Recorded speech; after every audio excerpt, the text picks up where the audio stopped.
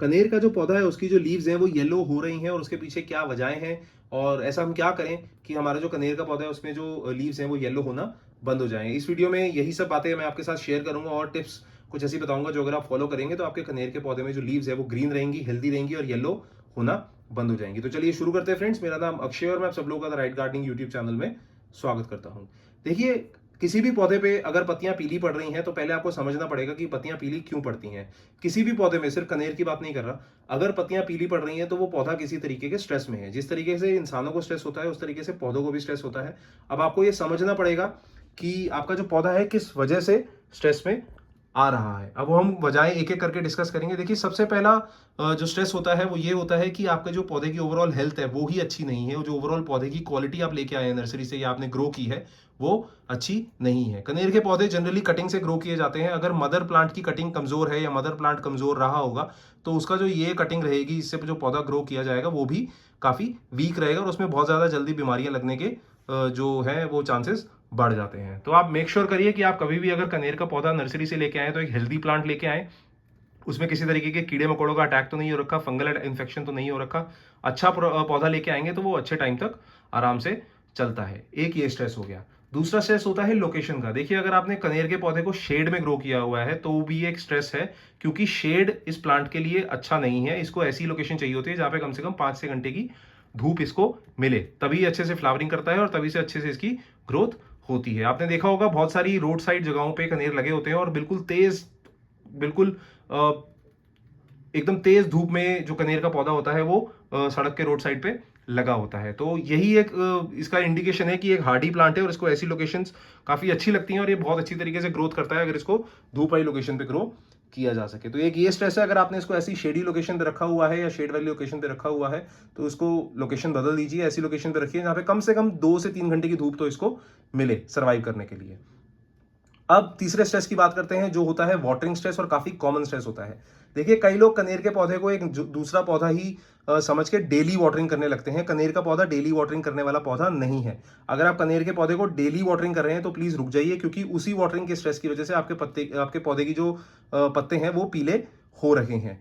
जब कभी भी आपने कनेर को वाटरिंग करनी है वो डीप वाटरिंग करनी है। डीप वाटरिंग करने का क्या तरीका है, जैसे ये पूरी जगह पॉट करते हुए मैंने इस प्लांट को खाली रखी हुई है 1.5 से 2 इंच की, तो मैं जब भी पानी देता हूं इसको पूरा भर देता हूं। तो इससे होता क्या है कि मॉइस्चर नीचे धीरे धीरे एब्जॉर्ब होता है और पौधा अपने आप नीचे से भी मॉइस्चर एब्जॉर्ब कर लेता है और इसको बहुत ज्यादा डेली वाटरिंग की जरूरत नहीं होती। इसको कहते हैं डीप वाटरिंग। इसका एक तरीका होता है, इसको पूरा आपको एक थोड़ी सी जगह छोड़नी पड़ेगी और ऊपर पानी भरना पड़ेगा पूरा, ताकि आप इसको अंडर वाटरिंग और ओवर वाटरिंग के स्ट्रेस से बचा सकें। लोग क्या करते हैं कि एक पौधा है, इसको डेली वाटरिंग की जरूरत है तो वो डेली वाटरिंग करते रहते हैं, जिसकी वजह से पौधा स्ट्रेस में चला जाता है और अपनी पत्तियां जो है वो पीली करके झाड़ना शुरू कर देता है। जैसे कि आप देख सकते हैं 2 पत्तियां नीचे गिरी हुई हैं, तो किसी तरीके का स्ट्रेस होगा जो ये पौधा ऐसे रिएक्ट कर रहा है। तो अंडर वाटरिंग और ओवर वाटरिंग दोनों ही स्ट्रेसेस से अपने कनेर के पौधे को सेव करिए। अब स्ट्रेस होता है दोस्तों, किसी तरीके की बीमारी इस पे लग गई है। अगर इसमें फंगल अटैक हो गया है तो क्या होता है कि पौधा फंगल अटैक से कोप अप करने के लिए एनर्जी बचाने के चक्कर में जो अपनी लीव्स हैं वो शेड करना शुरू कर देता है ताकि वो सर्वाइव कर सके। ये एक सर्वाइवल मैकेनिज्म होता है जिसमें लीव्स जो है काफी कनेर में गिरना शुरू हो जाती हैं जब तक वो पौधा जो है फंगल इन्फेक्शन से रिकवर नहीं कर जाता। तो इसमें थोड़ा टाइम लगता है और फंगल इन्फेक्शन दूर करने के लिए आप नीम ऑयल कॉन्सेंट्रेट स्प्रे कर सकते हैं या सोप वाटर भी इसमें डाइल्यूट करके पानी के साथ स्प्रे कर सकते हैं। तो फंगल अटैक जब तक जाने तक आपका पौधा शेड करता रहेगा लीव्स, जिसमें घबराने की कोई बात नहीं है, ये एक नॉर्मल चीज है। एक स्ट्रेस होता है ट्रांसप्लांट शॉक। जब कभी भी आप नर्सरी से नया पौधा लाएंगे और अपने घर में लगाएंगे तो हमेशा पौधा एनवायरनमेंट बदलने की वजह से एक शॉक में आ जाता है। इसको कहते हैं ट्रांसप्लांट शॉक।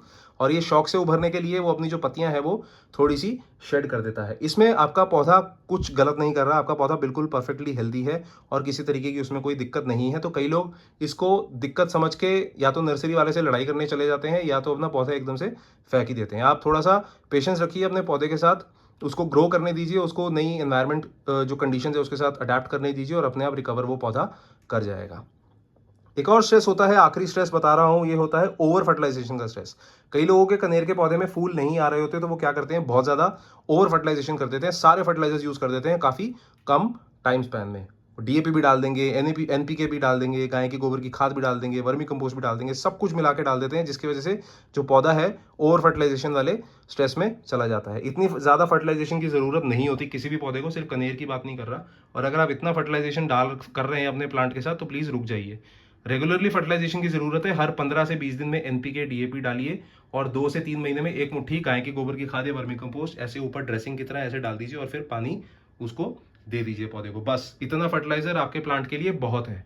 इसको एक सनी लोकेशन में रखिए, वाटरिंग का ध्यान रखिए, आपका कनेर का पौधा इतनी अच्छी तरीके से फ्लावरिंग करेगा कि आपको यकीन नहीं होगा। और ये जो स्ट्रेसेस मैंने इस वीडियो में शेयर करे हैं, उन स्ट्रेसेस से अपने पौधे को बचाइए और उनके साथ देखिए कि आपका पौधा किस वजह से स्ट्रेसेस में आ रहा है। अपने पौधे के बारे में ज़्यादा सीखिए, उसको उसकी जो ग्रोइंग कंडीशन है उसको अडेप्ट करने की कोशिश करिए और देखिए कि आपका पौधा कितने अच्छी तरीके से ग्रोथ फिर करता है। अगर आपको वीडियो अच्छी लगी तो प्लीज़ लाइक कमेंट शेयर ज़रूर कर दीजिए। और अगर इस वीडियो के बारे में कोई भी सवाल है, कोई भी कन्फ्यूजन है या कोई चीज़ समझ नहीं आई तो प्लीज़ कॉमेंट करके बताइए, मैं आपको उसका जवाब दूंगा। और अगर आप मेरे चैनल पर पहली बार आए हैं तो प्लीज़ सब्सक्राइब का बटन दबाना ना भूलें। तब तक के लिए अपना बहुत सारा ध्यान रखिए फ्रेंड्स।